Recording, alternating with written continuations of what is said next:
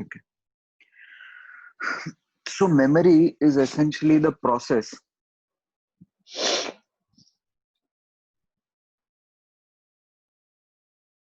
It is essentially described as the process of storing and retrieving info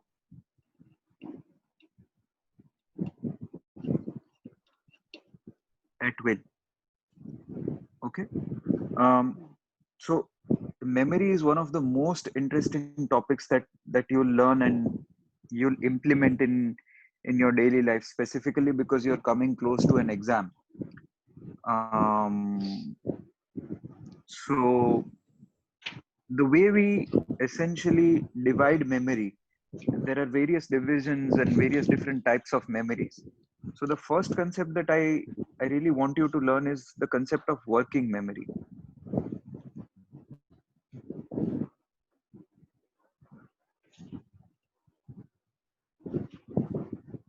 So the way you compare the working memory to your phone is, think of your working memory as your RAM, right?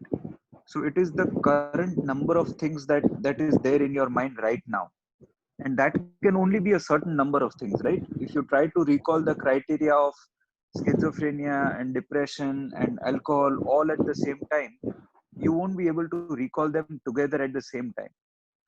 You can only have a certain number of tabs open in your browser, right? So it is like that. So the working memory essentially um, tells you the current amount of information that you're processing right now.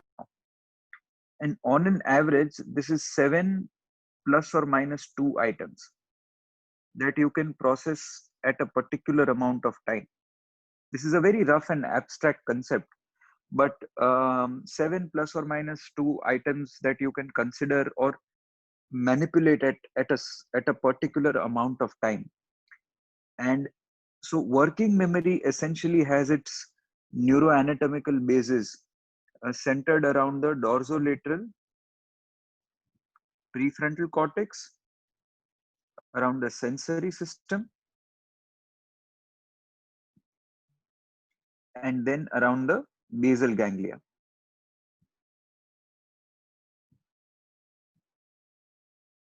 Can anyone tell me the components of the working memory?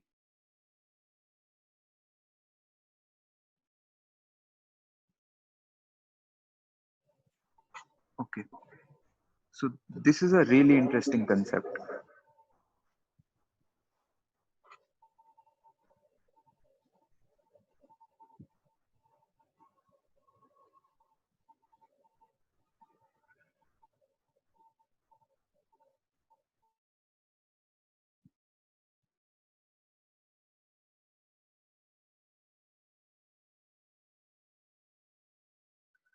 There are three essential components of your working memory or of your RAM.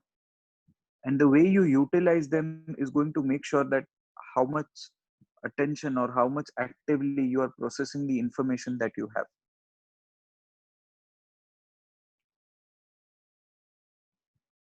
So at the core of it is the central executive function. Okay. So your top down attention, the conscious attention that you're paying to this discussion right now, that is the planning or the sequencing or the conscious effort that you put to a certain amount of things that you are focusing on right now. That is the central executive function. All right. Then you also have the visuospatial sketchpad. So all the things that you're noticing in your vicinity in terms of your vision and your spatial orientation. And the third component is the auditory loop. So what you are listening right now. These are the three components which make up the working memory, which make up the things that you are focused on right now.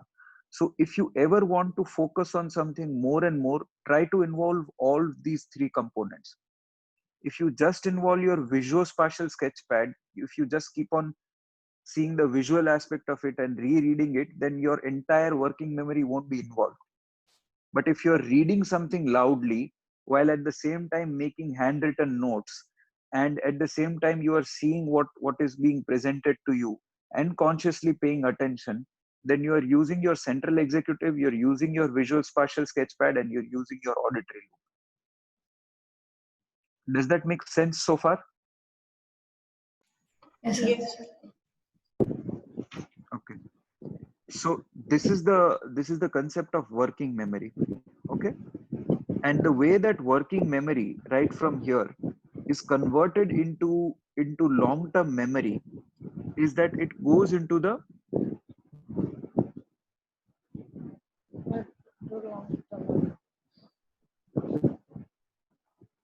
hippocampus. Now essentially there is a filter, right? So right now there are thousands of stimuli which are coming across your body. There is a certain sensation on the sole of your feet, to there is a certain sensation on your ear, to your head, everywhere. But the brain has a way of filtering out the stimuli which are essential and the stimuli which are not essential. So the way it does this is that there is a corticothalamic filter, and this filter essentially gathers all the stimuli which come from everywhere. So thalamus, you remember, is the main relay station of the brain. It relays all the sensory information that comes to the brain, except for, there is just one exception. Can anyone tell me what that exception is for the thalamus? Auditory. Not auditory, olfactory. Pain. Olfactory. Olfactory. The olfactory stimuli directly go to the olfactory bulb, remember? Yeah. And Yes. they don't relay in the thalamus. So every other stimuli that you receive all over your body, including your special senses, relays in the thalamus.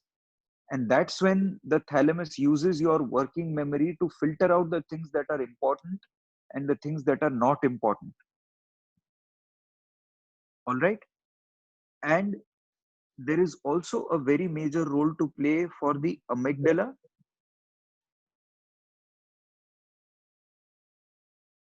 and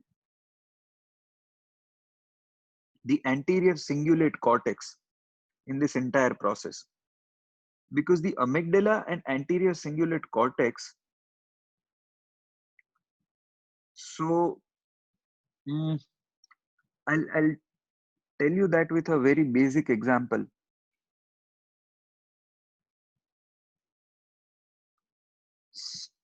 So do you remember the day when someone close to you passed away,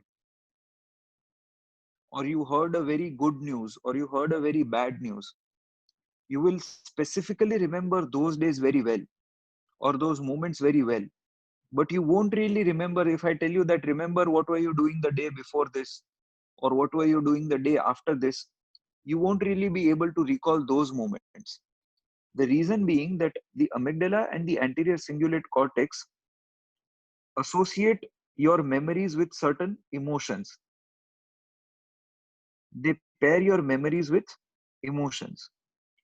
And that is how these memories are prioritized as to which one needs to go into the long term memory and which one does not need to go into the long term memory. So, those memories which are associated with strong emotions, be that laughter, happiness, sadness, disgust, anger, whatever, but all the memories which are associated with emotions tend to get converted from short term and working memory into long term memory much more often. And the way this happens is through, it goes from the prefrontal cortex and working memory through the hippocampus, and then the long term memory is eventually stored all over the neocortex.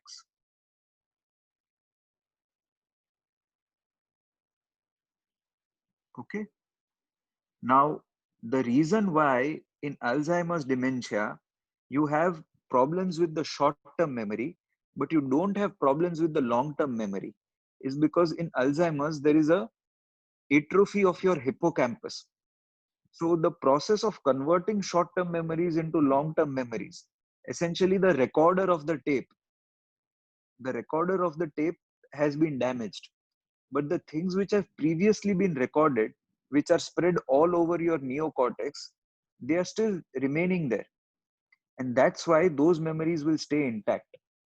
So when you suffer from Alzheimer's dementia, short-term memory is damaged first, and then the long-term memory is damaged. And this law is known as Raybert's or Raybert's law.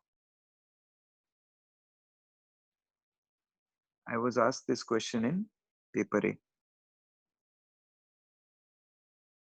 Clear so far? Yes, sir. Okay. So the concept of short-term memory, long-term memory, working memory, I think those concepts are clear so far. And long-term memory is essentially achieved at a cellular level with long-term potentiation, something that we discussed, I think, yesterday. And the way long-term potentiation happens is essentially through NMDA receptors, which open the calcium channels, and calcium comes in, displaces the magnesium, and these are then taken over by the AMPA receptors, and they then also result into development of new synapses. This is known as neuroplasticity.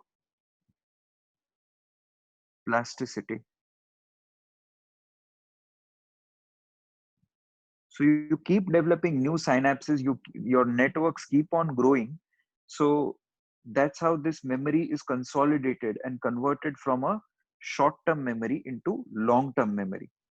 Now I'll give you a short tip regarding any exam that you are appearing for. This is a memory which has so far worked very well for me, and I think you should definitely do it. So instead of rereading whatever you are reading right now or whatever topic that you're preparing for yourself, rereading is the most inefficient form of revision.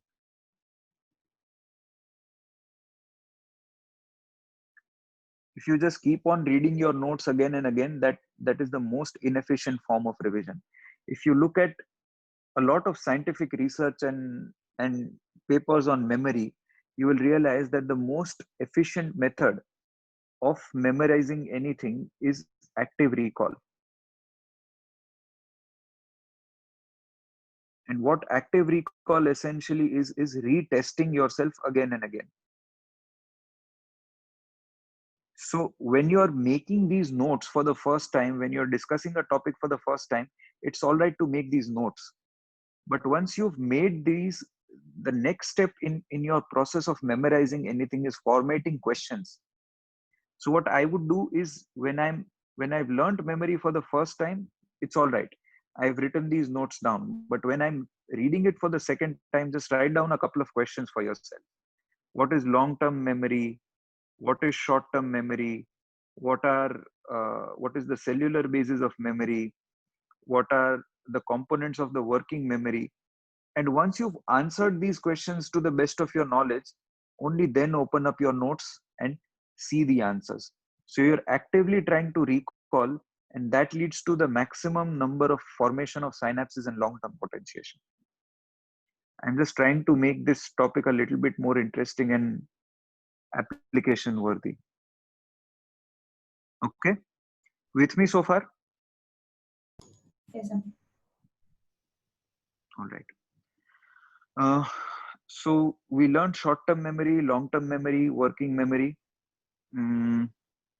implicit and explicit memory.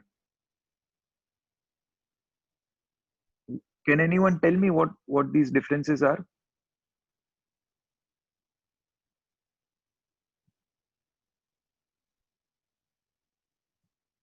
So implicit memory is where it's more like procedural memory, which Okay. is stored in the cerebellum, and you don't really forget it once you learn something. How to do a particular procedure, you don't really forget it.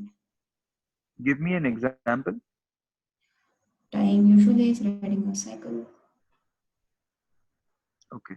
And give me an example of Implicit memory, explicit memory.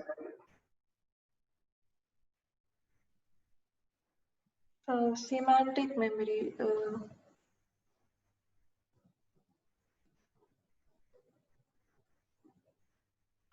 An example? Facts Facts and events. that we learn. Facts and events, right? Then another question that they're very fond of asking is flashbulb memories. So like the one I told you, on the day of the earthquake, where were you? Or on the day of the major cyclone, where were you? These are flashbulb memories. So you would remember that particular instance or incident, but you won't remember things around it. All right. Anterograde amnesia is the amnesia which happens if you have problems from now on. It's anterograde, and it's a retrograde if you have problems remembering older things starting from now. Implicit, explicit, anterograde, retrograde. Ribbert's law we covered.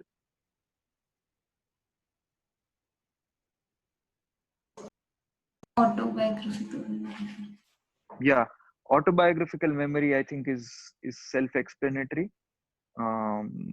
So the facts, figures, things about your own life is what autobiographical memory essentially is. Do we have anything else left in memory?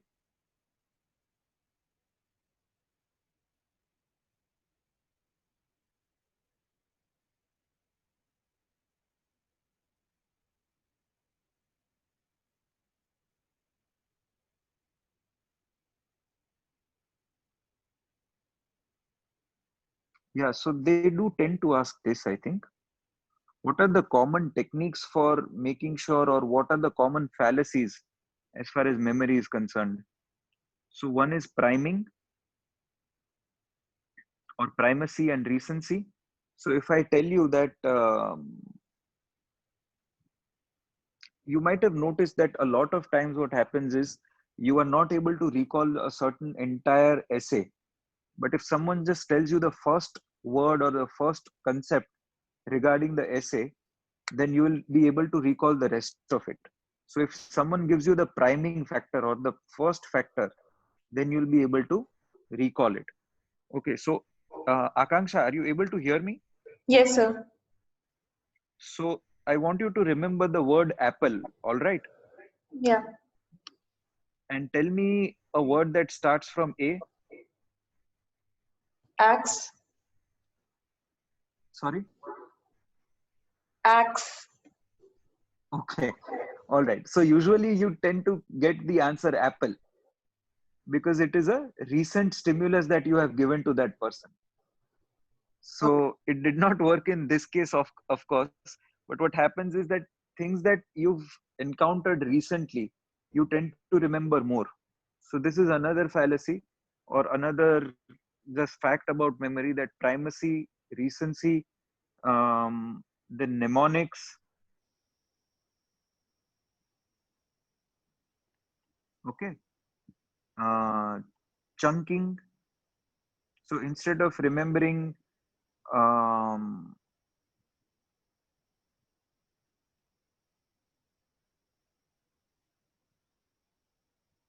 so how would you try to remember this number?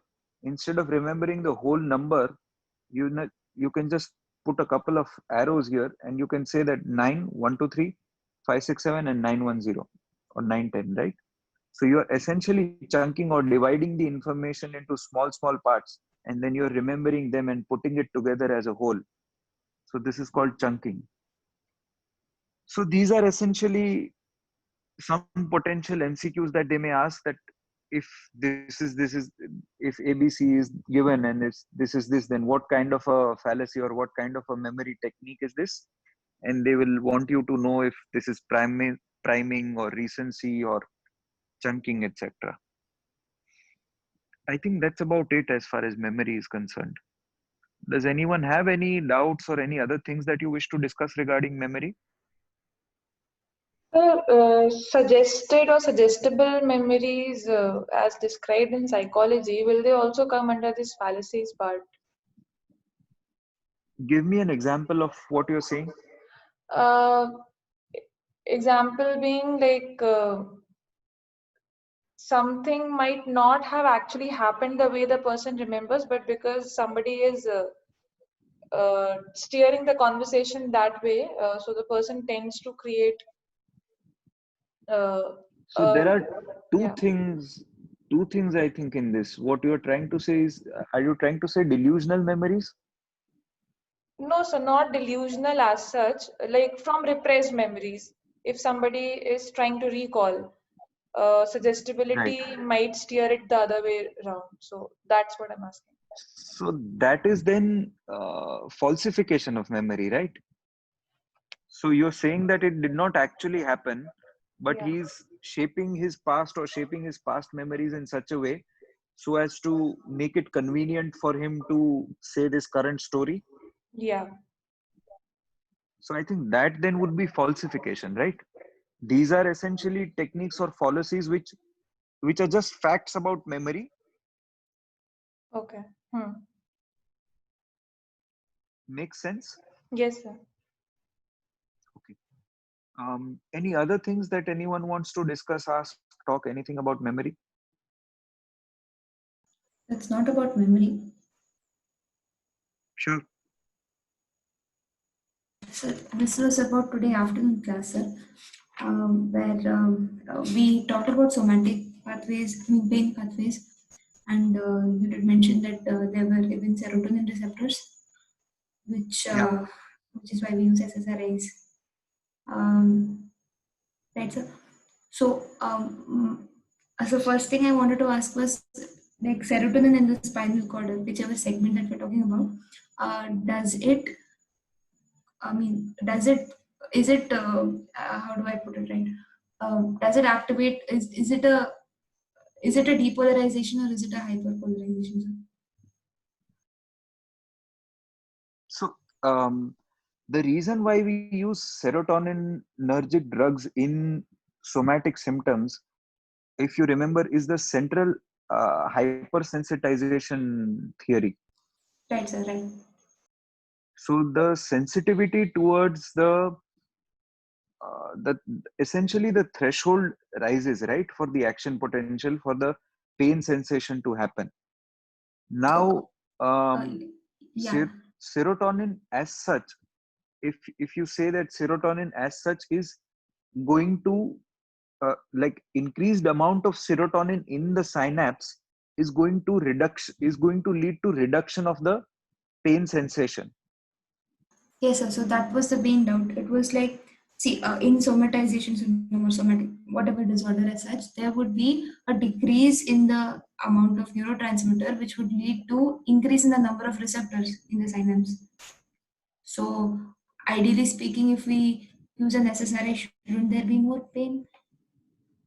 Okay, so if you specifically use that SSRI on the neuronal segment, Right, but the sir? way the central sensitization theory works is essentially okay. So I'll tell you. So um, this is at the spinal cord level, right? Right, sir. And things are very simple here. It's either substance P or is it or it's any other neurotransmitter if it increases or decreases in amount. It's very simple here. But as far as the brain is concerned, there is a lot of interplay going on, right? Right, sir. If you even look at say look at the ventral tegmental area, right? So the ventral tegmental area to the mesolimbic system as such is only a dopaminergic pathway, Yes, sir. right? With me so far? Yes, sir. So ventral tegmental area to nucleus accumbens is essentially a dopaminergic pathway, but then you have afferents coming from everywhere. You have GABAergic afferents, you have serotonergic afferents, you have opioid afferents, um, you have acetylcholine coming in, and so the way things would work at the brain level would be a lot of interconnections and a lot of things coming into play at the same time. Right, sir. But essentially, what I would like to remember to simplify things is the reason why I use SSRIs in pain is because at the brain level, increased level of serotonin in the synapse is equal to less hypersensitivity for pain. So you don't really talk at the spinal cord level, you talk at the brain level. That in the synapse, if I have more serotonin, it leads to reduced hypersensitivity. Right, sir. Makes sense? Right, sir. It's a lot more complicated than what we think. Yeah, you can say that. Yes. Okay. Anything else?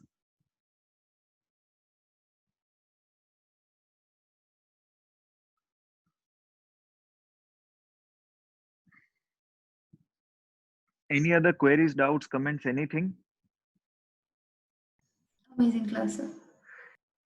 Sorry? Amazing class, sir. Okay, thank you so much. So great. I hope this was helpful, and we'll again meet when we have 3-4 topics together. All right. Great. Thank you. Have a good night. Thank Bye you, sir. bye. Thank you. Okay, bye, sir.